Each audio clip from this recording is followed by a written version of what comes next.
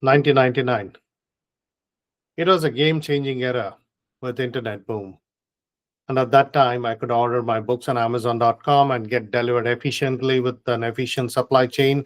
And I joined my job at Cisco, where the internet backbone was getting built, and it was undeniably something that a technology that was going to change the way we work, live, and play forever.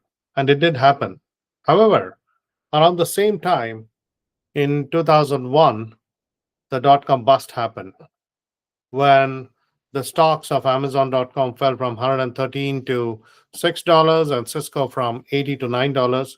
And I remember wondering, living in Bay Area, how come 20% of the employees were laid off in such a short window?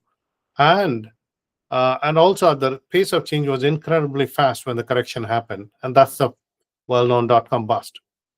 But the underlying value was still continuing to evolve with the fiber optics that was required for a blazing fast internet, which today we experience it, and books were continuing to sell. So there was something wrong between the bubble and the value. Fast forward for where we are with AI today. So we see this happening, but now let's reflect back on how we arrived to where we are today. So when I looked at 2003, when I was doing my MBA, one of the projects I had to do was to evaluate Google. Again, in 2003, when Google is working on their IPO, and how do you value a company which is going to create future value? And I remember talking to my wife and saying, we just saw the internet bust happen, and now we have to value a company as an academic exercise for the future. How do you do that? And fast forward where we are, we see the immense value companies like Google, OpenAI, and others are creating.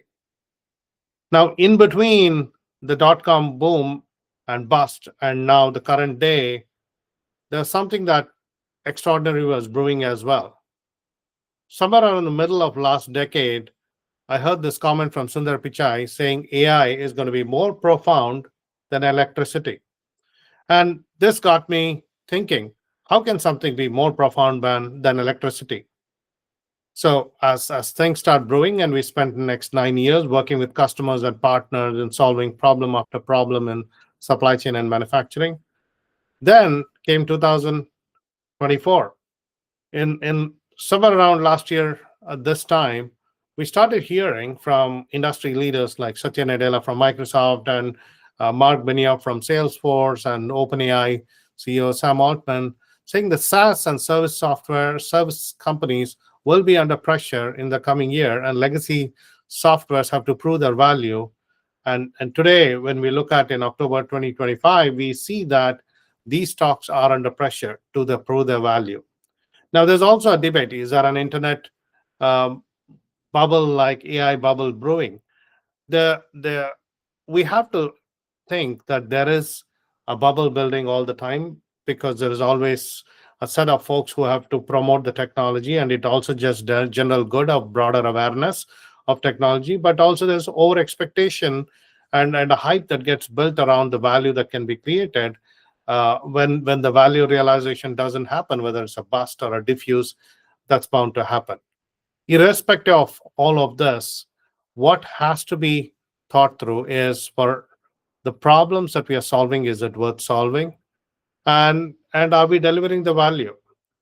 Now, during this course, we are dealing with people. I am fortunate to have spoken to hundreds of customers globally, working with Google offices around the world, and with co-selling for mutual customers. And I also deal with many universities in California, and the students ask me the questions on what should be the latest next generation skill. How should I upgrade my skill if I'm a senior person or fresh out of college joining into a job?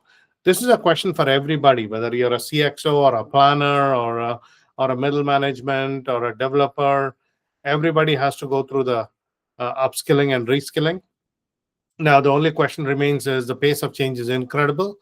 And are we all upskilling and reskilling with the right focus and with the mindset of generating value for the ecosystem, whether you're in a job, uh, proving your value in the job, or you're a vendor proving your value to your customer? Everybody is going to be under the pressure, and that's a good thing. It builds a healthier economy, but in the short term, it's also going to be painful for the ones who cannot catch up, and that has always happened. There's a balance between the ones who do and ones who don't. However, keeping the negative sentiments around AI aside, which I don't believe that AI is going to take over all jobs and all humans don't need to do anything. That's an extreme way of viewing. Anytime there has been incredible and profound innovation, there has always been such fears. Keeping those aside, there's a lot more we as humans will evolve and do, because when we have crossed a threshold of what we think we can, we always find the next frontier or the next level of innovation, and our needs and expectations also goes up. So the next 2 decades are going to be incredibly transformative, and but focusing on our own individual world or the role, there's an evolution that each of us are going to go through, and I'm personally very excited to see how AI is going to transform businesses more from the angle of what problem are we going to solve, but how are we going to generate outcomes that are meaningful and impactful, and the value is evident. So exciting times ahead, but also we need to brace ourselves to be ready for the pace and the impact. Looking forward to hearing your comments in the section below. Thank you and have a great day.